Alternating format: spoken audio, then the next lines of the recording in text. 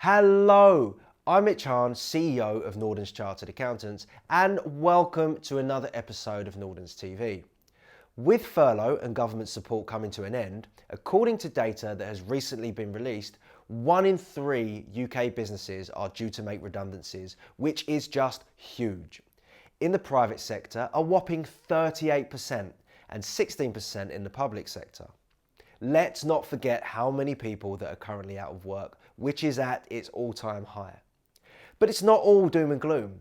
Have you always had a business idea or a few business ideas that you have always wanted to do, or not had the time for, or just not had the know-how? Or you may already own a business but just have another idea, which is really common. What a great opportunity to start up now. Companies such as Uber, WhatsApp, Airbnb and Groupon were all started in the 2008 recession, all because they just did it. And one person or a group of people actually took action and believed in their ideas. Or maybe they didn't have a choice. But whatever it was, it paid off big time. And that could be you.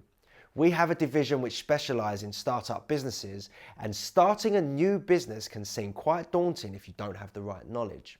There are some issues a new entrepreneur will encounter: legal, financing, marketing, product development, intellectual property, human resources. The list is endless, and many new entrepreneurs are simply overwhelmed by all the things they are expected to know. Having been involved in hundreds of startups as an entrepreneur, accountant, investor, and board member, I have learned a number of real-world lessons. In this video, I am going to give some of the most important ones that I have come across. So come up with a great name for your business. Finding the right name for your startup can have a significant impact on your success. Avoid hard to spell names. Don't pick a name that could be limiting as your business grows. Conduct a thorough internet search on a proposed name. Conduct a trademark search. Make sure you and your employees will be happy saying the name. That is really important. And come up with 5 names you like, then test market the name with prospective employees, partners, or investors, as well as potential customers. You need to understand that raising finance can be difficult. Raising finance for your startup will likely be more difficult and more time consuming than you imagine. It takes a great deal of effort to convince investors or venture capitalists to invest in your company. So you do need to anticipate the time delays involved. Don't waste your time trying to require prospective angels or venture capitalists to sign a non-disclosure agreement so they won't steal your idea. It's counterproductive and it will slow down your fundraising. And many investors will refuse anyway. It's hard enough to get a meeting with an investor, so don't put another hurdle in your way. There are ways to get finance which we can help with, so make sure you get in touch if you are finding this challenging. One that happens often: focus on building a great product but do not take forever to launch. Your product or service has to be at least good, if not great, to start out with. It has to be differentiated in some meaningful and important way from your competitors. All else follows from this principle. Don't dawdle on getting your product out to the market, as early customer feedback is one of the best ways to help improve it. But you do want a minimally viable product to begin with. Learn to become a strong salesperson. If your business is to become successful, you must become a great salesperson. You are going to have to sell your business not only to customers, but also to prospective investors and even to potential employees. You must practice. You must refine your pitch. You must get feedback. You must be extroverted. You need to show confidence.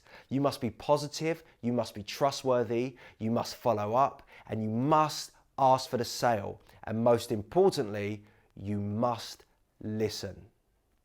An obvious one: build a great website for your company. You should devote time and effort to building a great company website. Prospective investors, customers, and partners are going to check your site out, and you want them to impress them with a professional product. Make sure you start by sketching out a template for your site. Come up with 5 or 6 sites you can point out to your web developer to convey what it is you like. Be sure the site is search engine optimized and thus more likely to show up early on search results. It's important. Have high quality content and make sure your site is mobile optimized. Make sure the site loads quickly and create an optimized user experience. Keep it clean and simple, as clutter will always drive visitors away. Perfect your elevator pitch. An elevator pitch is intended to be a concise, compelling introduction to your business. You can modify your elevator pitch depending on whether you are pitching to a prospective investors, customers, employees, or partners. You need to start out strong, be positive and enthusiastic in your delivery, and remember that practice makes perfect. Keep it to 60 seconds in length, avoid using industry jargon, convey why your business is unique, and pitch the problem you are solving.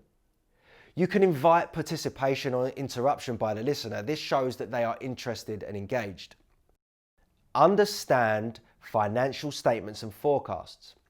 You must keep on top of your expenses and learn how to thoroughly understand financial statements and forecasts. Many startups have failed because the entrepreneur wasn't able to adjust spending to avoid running out of cash.